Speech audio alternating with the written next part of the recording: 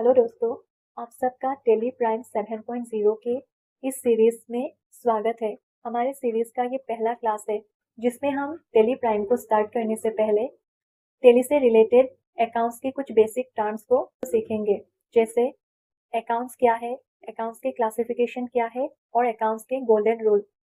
और यकीन मानिए, अगर आपको अकाउंट्स के 3 गोल्डन रूल अच्छे से आ गए तो आपको टेली में कभी कोई दिक्कत नहीं होगी।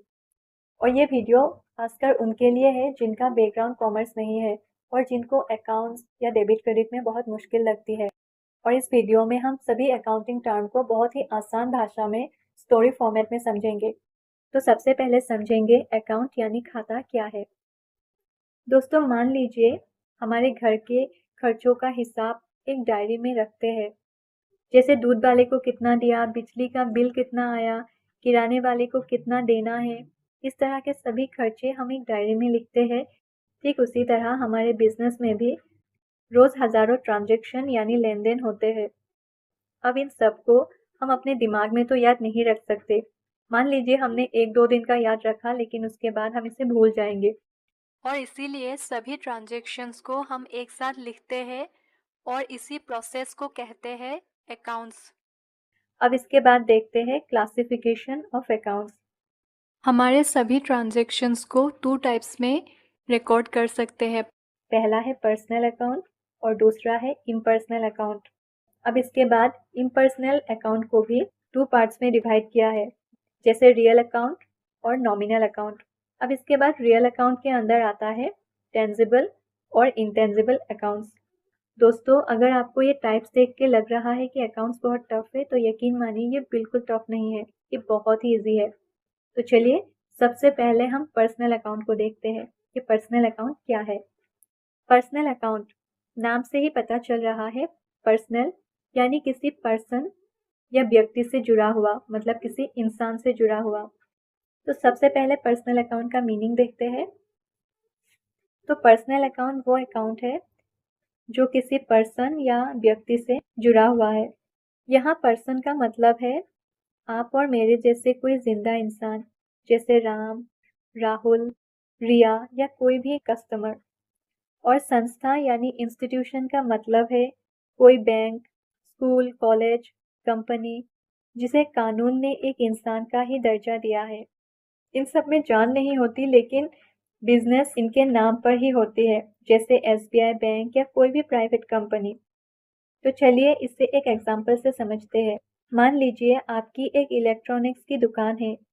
आप दुकान में बेचने के लिए आपने शर्मा इलेक्ट्रॉनिक्स से कुछ सामान उधार खरीदा, मतलब क्रेडिट में परचेस किया।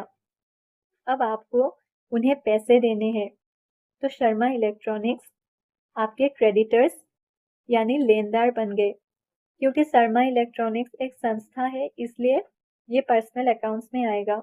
उसके बाद आपकी दुकान पर रमेश नाम का एक कस्टमर आया।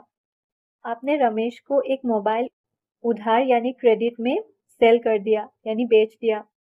अब आगे चलकर आपको रमेश से पैसे लेने हैं, तो रमेश आपका डेब्टर्स यानी देनदार बन गया।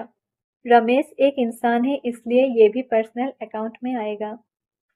अगर आप सिंपल लैंग्वेज में समझे, तो जिस इंसान से हमने कोई सामान क्रेडिट में यानी उधार में परचेस किया है, खरीदा है, उसे हम क्रेडिटर्स कहेंगे।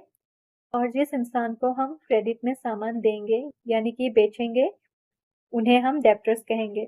और क्रेडिटर्स और डेब्टर्स सिर्फ उन्हें कहा जाता है जिनसे हमने कोई सामान उधार में खरीदा या बेचा है। अगर हमने पैसे देके कोई सामान खरीदा है या पैसे लेके हमने कोई सामान बेचा है, तो वो इंसान डेब्टर्स या क्रेडिटर्स नहीं होगा।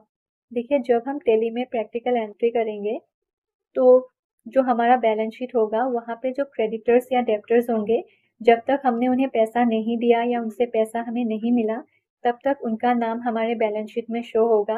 और जैसे ही वो अपना पेमेंट कर देंगे, वैसे ही उनका नाम वहाँ से रिमूव हो जाएगा, मतलब बैलेंस शीट से रिमूव हो जाएगा। अब इसके बाद पर्सनल अकाउंट के जो बाकी के एग्जाम्पल्स है उसे भी देखते हैं। अब इसके बाद आता है कैपिटल अकाउंट। जब दुकानदार बिजनेस शुरू करने के लिए अपनी जेब से पैसे लगाता है, तो उसे कैपिटल यानी पूंजी कहते हैं। मतलब बिजनेस के ओनर ने अपने बिजनेस में जो भी अमाउंट इन्वेस्ट किया है या लगाया है उसे कैपिटल कहते हैं, तो ये भी पर्सनल अकाउंट में आएगा। फिर उसके बाद आता है ड्राइंग अकाउंट। जब कोई दुकानदार या बिजनेस का ओनर अपने पर्सनल खर्चों के लिए बिजनेस से पैसे निकालता है तो उसे ड्राइंग अकाउंट कहते हैं। मतलब जो बिजनेस का ओनर है उनका जो भी पर्सनल खर्चा है वो हमारे बिजनेस में ऐड नहीं होता है, उस अमाउंट को ड्राइंग अकाउंट के नाम से सेपरेटली एंट्री किया जाता है, जो कि बिजनेस का पार्ट नहीं है, मतलब बिजनेस के खर्चे का पार्ट नहीं है। फिर उसके बाद आता है बैंक अकाउंट। बैंक एक संस्था है, इसलिए ये भी पर्सनल अकाउंट में आएगा। अब इसके बाद आता है आउटस्टैंडिंग सैलरी। मान लीजिए आपने अपने स्टाफ को इस महीने की सैलरी अभी तक नहीं दी है, तो इसे आउटस्टैंडिंग सैलरी कहते हैं, क्योंकि ये रुका हुआ पैसा आखिर में किसी इंसान को ही देना है, इसलिए ये भी पर्सनल अकाउंट में ही आता है। अब इसके बाद पर्सनल अकाउंट के गोल्डन रूल को देखते हैं। टैली में एंट्री करते वक्त आपको बस एक गोल्डन रूल याद रखना है। तो चलिए देखते हैं ये रूल क्या है। ये रूल बहुत इंपॉर्टेंट है, इसको ध्यान से देखिएगा। ये रूल है debit the receiver and credit the giver.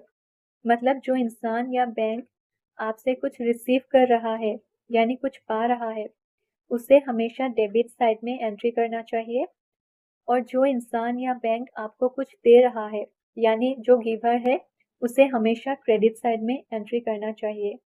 तो चलिए इसे एक एग्जांपल से समझते हैं। मान लीजिए आपने बैंक में 50,000 डिपॉजिट किया है, तो आपने बैंक में कैश डिपॉजिट किया है, तो यहाँ पे बैंक रिसीवर है, इसलिए हम यहाँ पे बैंक को डेबिट साइड में एंट्री करेंगे। लेकिन अगर आप बैंक से कोई अमाउंट विड्रॉ करके मतलब निकाल के ला रहे हैं, तो यहाँ पे बैंक गिवर होगा, तो यहाँ पे फॉर्मूला के अकॉर्डिंग उसे क्रेडिट साइड में एंट्री किया जाएगा। चलिए एक और एग्जांपल से समझते हैं।